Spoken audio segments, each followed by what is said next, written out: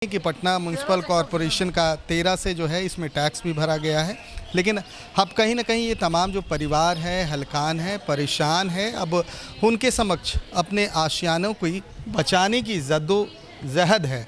अब नक्शा पारित नहीं कराया, ठीक है, तो आप हमको फाइन कीजिए, पेनल्टी लगाइए। आप हम ही गाड़ी वो चलते हैं, ट्रैफिक का उल्लंघन हो जाता है तो आप फाइन न मारते हैं कि गाड़ी को ध्वस्त कर दो। अब बताइए, ये उम्र में अगर इस तरह का होता है, अगर मेरा कुछ हृदयघात हो जाता है कुछ टेंशन से, तो इसका जवाबदेही कौन है जवाबदेही?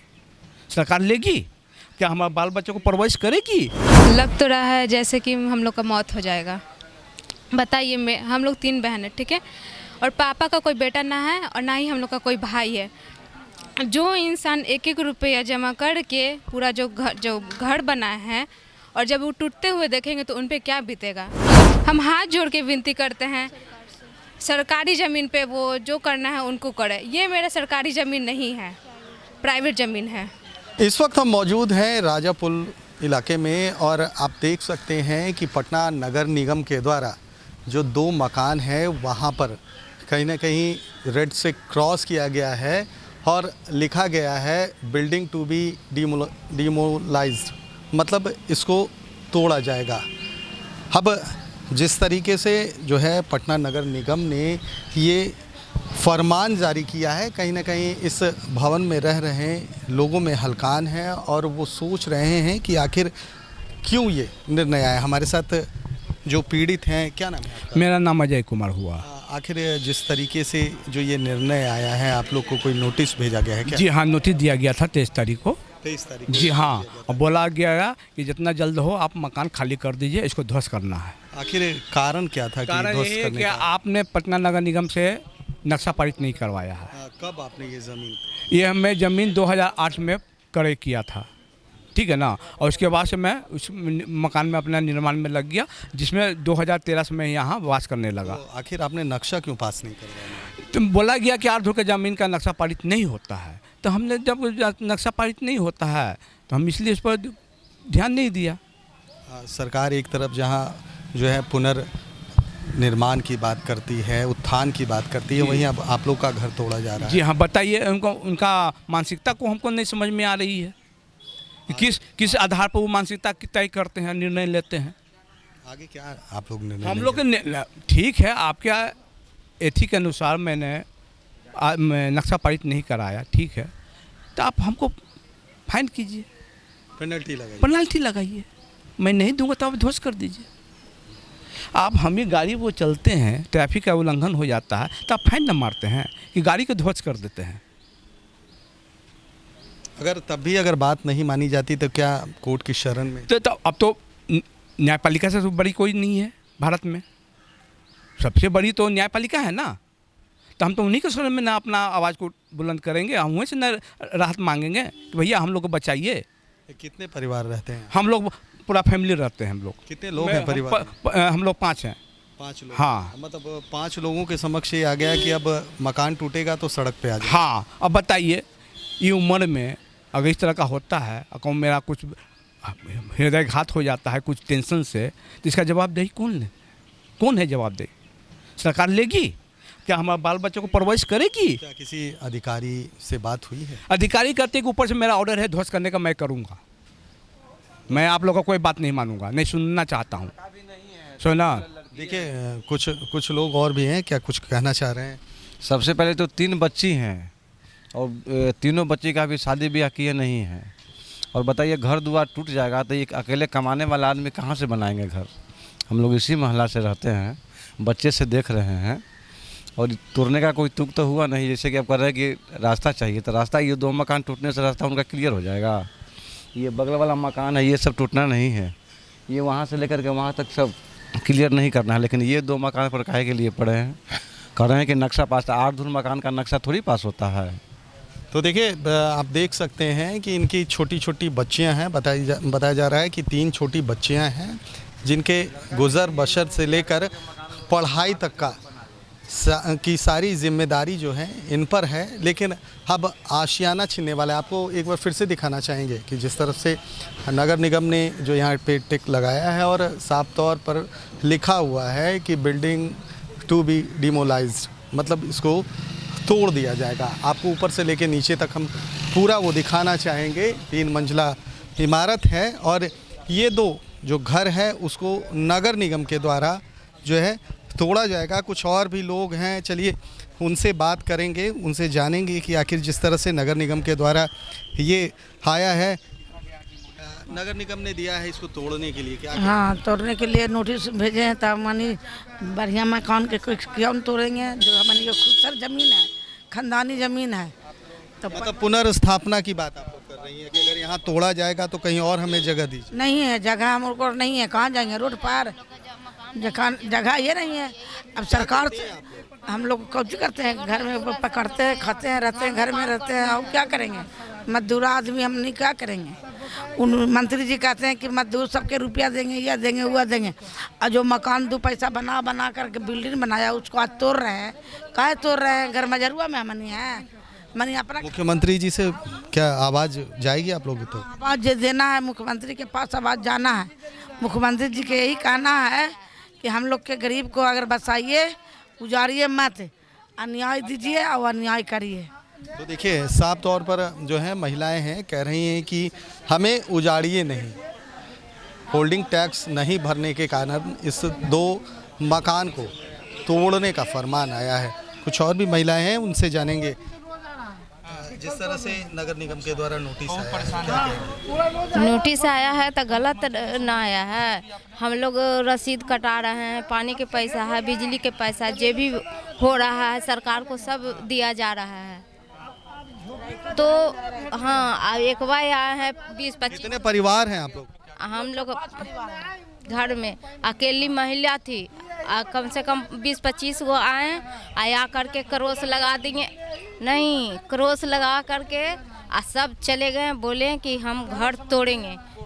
तो देखिए साफ तौर पर है, नगर निगम के जो पदाधिकारी हैं, कर्मचारी, वो पहुंचते हैं इन 2 मकानों पर और इसको जो है तोड़ने के लिए जो है क्रॉस का निशान देकर जाते हैं। बताया जा रहा है कि इस रास्ते को बनाया जाना है और इस रास्ते में कहीं ना कहीं अड़चन ये 2 मकान आ रहा है।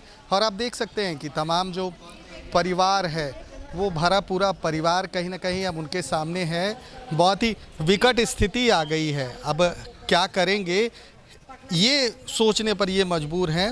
और कुछ लोग हैं हमारे साथ, उनसे जानते हैं। क्या नाम है आपका? रविशंकर प्रसाद। रविशंकर जी, जिस तरह से ये नगर निगम के द्वारा नोटिस आप लोग को पर दिया गया और उसके बाद आके ये क्रॉस का निशान लगाया गया है, लिखा भी गया है कि इसको जल्द तोड़ा जाएगा। नोटिस दिया गया है कि आपका मकान अनलीगल है, आपका नक्शा पास नहीं है। इस ज़मीन को हम 2008 में लिए हैं, 8 में NOC भी लिए हुए हैं, जबकि ज़मीन है 8.5। आप बताइए कि नक्शा पास होता है? अगर पास होता है तो फाइन माली हम नहीं बनाया था। आप गाड़ी पकड़ते हैं तो गाड़ी ले लेते हैं, जला देते हैं उसको, कि आप फाइन लेते हैं उससे, तो हम फाइन देने के लिए तैयार हैं। मतलब उसका जो भी जुर्माना होगा वो आप भरने के लिए तैयार हैं। तो देखिए कह रहे हैं साफ तौर पर कि अगर इसका इन्होंने नक्शा पास नहीं करवाया तो फिर से सरकार इसका कोई प्रावधान लाए और कहीं ना कहीं जुर्माने के तौर पर इन लोगों से वसूला जाए। देखिए हाथ में ले रखा है, साफ तौर पर देख सकते हैं कि पटना म्यूनसिपल कॉरपोरेशन का 13 से जो है इसमें टैक्स भी भरा गया है। लेकिन अब कहीं ना कहीं ये तमाम जो परिवार है हलकान है, परेशान है। अब उनके समक्ष अपने आशियानों को बचाने की जद्दोजहद है। अब आगे क्या होता है, लेकिन पहले बात करते हैं। क्या नाम है आपका? मेरा नाम पुष्पा देवी है। पुष्पा जी, जिस तरह से नोटिस आया है घर तोड़ने की, क्या बीत रहा है आपको? क्या बीत रहा, तो चेहरे से पता चल रहा होगा कि क्या बीत रहा है। हम लोग 4 दिन से बिना खाए पिए हैं। कब ये क्रॉस का निशान लगा है? परसों। 4 दिन पहले आकर के नोटिस दिए और उसके कल होकर के आके क्रॉस का निशान लगा के एकदम गुंडागर्दी से चले गए। हाँ, आप किसी वरीय पदाधिकारियों से बात हुई है आपको? सुन ही नहीं रहे हैं। हम लोग कोर्ट फाइल करेंगे किए हैं हाई कोर्ट में। तो देख सकते हैं कि जिस तरीके से ये मैं दिखाना चाहूँगा आपको कि पटना म्यूनसिपल कॉरपोरेशन का ये है और इसमें इन्होंने कहा है कि हमने सारे वो टैक्स जो हैं वो भरे हैं, 2013 से ही टैक्स भरा हुआ है, लेकिन अचानक से पटना नगर निगम के द्वारा यहाँ पर इनको नोटिस आता है और उसके कल होकर मतलब परसों इनके जो है मकान पर क्रॉस का चिन्ह लगाया जाता है और लिखा जाता है कि this building has to be monetised. तो देखिए, दो छोटी छोटी बच्चियां भी हैं, उनसे जानेंगे कि आखिर जिस तरह से नगर निगम का नोटिस आया है, घर को तोड़ना है, खाली करना है, कैसा मतलब कितना बुरा लग रहा है? लग तो रहा है जैसे कि हम लोग का मौत हो जाएगा। बताइए, हम लोग 3 बहन हैं, ठीक है, और पापा का कोई बेटा ना है और ना ही हम लोग का कोई भाई है। जो इंसान 1-1 रुपया जमा करके पूरा जो घर बनाए हैं और जब वो टूटते हुए देखेंगे तो उन पे क्या बीतेगा? अगर उनको कुछ होता है तो उनका जिम्मेदार कौन लेगा? मेरा भाई भी नहीं है कि कोई हम लोग को पढ़ा सके, लिखा सके। हम लोग खुद अभी स्टूडेंट हैं। आपने जीवन इस मकान में ही गुजारा? हाँ, छोटे से आज हम जो भी अभी मेरा एज देख रहे हैं, सब कुछ मेरा इसी में बीता है। पापा 1-1 रुपये जमा करके इस घर को बनाए और हम लोग को पाल पोसे। क्या सरकार से क्या कहेंगे? हम हाथ जोड़ के विनती करते हैं, सरकारी ज़मीन पे वो जो करना है उनको करे। ये मेरा सरकारी ज़मीन नहीं है, प्राइवेट ज़मीन है। हाँ, दोनों बहनें देख रहा हूँ मैं कि सुबह से ही आप लोग यहाँ पर हैं। हम लोग अपने सब पढ़ाई वढ़ाई छोड़ छाड़ के यहाँ पे कि कब वो लोग आएंगे तोड़ देंगे। हम लोग यहाँ पे अपना घर बचाने के लिए यहाँ पे खड़े हुए, सुबह से लेकर अभी तक हम लोग यहीं पे हैं। डर बना हुआ है कि कब तोड़ दे, कब डर लगता है, रात में नींद नहीं आता, भूख नहीं लग रहा है। हम लोग इधर, मेरे पापा भी इतना परेशान हो रहे हैं, उनको देख के हम लोग को लग रहा है कि पापा को कुछ हो जाएगा तो हम लोग को कौन संभालेगा? हम लोग तो रोड पे आ जाएंगे। 3 बहनें काफ़ी भावुक हो रही हैं। तो होंगे नहीं, अपना घर है, जब अपना घर छीन जाएगा, अपने सर पे छत नहीं रहेगा तो हम लोग कहाँ जाएंगे? रोड पे भीख मांगेंगे। सरकार से हमको अपील है कि हमारा घर बख्श दे। यहाँ इतने सारे ज़मीन है, इतने अवैध ज़मीन है, उनको तोड़ा नहीं जा रहा है। यही 2 घर को क्यों किया जा रहा है? क्यों? क्या कहेंगी मुख्यमंत्री सम्राट चौधरी? हमको बस उनसे इतना ही अपील है, उनको जो करना है सही करे, लेकिन हमारा अवैध नहीं है, हमें बख्श दे। जो भी नियम लागू, जो भी नियम के तहत हुआ सब यहाँ हुआ है। अगर कुछ भी गलती है, जैसे नक्शा पारित नहीं हुआ, तो आप उसका पेनल्टी चार्ज करें, हम लोग देने को तैयार है। हम अभी 12th का एग्ज़ाम दिए, अभी रिज़ल्ट आएगा। जो सरकार नारा लगाती है कि बेटी बचाओ बेटी पढ़ाओ, जब हम रोड पे आ जाएंगे तब उनका ये नारा लागू होगा? बताइए, जब ये हम लोग का घर छीन जाएगा तब हम लोग कहाँ जाएंगे? रोड ही पे ना आ जाएंगे तो यहीं पे अपना पढ़ाई लिखाई करेंगे। हम लोग को भी तो अपना सेफ्टी देखना है। रात में कहाँ सोएंगे, कहाँ खाना बनाएंगे? माँ बीमार रहती, माँ को लेकर कहाँ जाएंगे? बताइए, सरकार बोलती है बेटी पढ़ाओ बेटी बचाओ, कैसे होगा उनका ये नारा लागू?